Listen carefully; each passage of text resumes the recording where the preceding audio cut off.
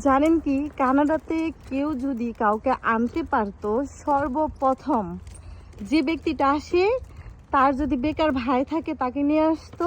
আর যে আসে পুরুষদের ক্ষেত্রে, তার যদি বেকার ভাই থাকতো তাহলে অবশ্যই তার ভাইকেই নিয়ে আসতো। যত কিছুই হোক না কেন ভাই বোনদের মাঝে বা বড় ভাই ভাইয়ের মধ্যে বোন বোনের মাধ্যমে, মানে যা কিছুই হোক দ্বন্দ্ব, কেউ যদি আমেরিকা বা কানাডাতে যেতে চায় প্রথমত ভাই বোনকে নিতে চায়। তো সেক্ষেত্রে আমারও একটি দেবর আছে, আমার মানে একটি ভাই আছে। তো আমরা যদি কানাডাতে কাউকে আনতে পারতাম তাহলে অবশ্যই সর্বপ্রথমে দুইজনকে আনতাম।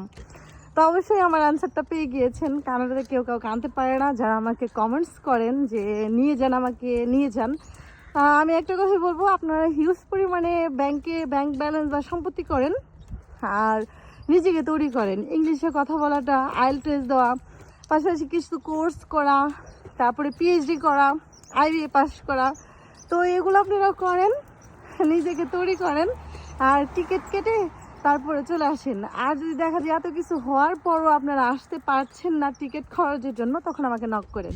তো অন্য একটা ভিডিওতে কথা বলি, বাই।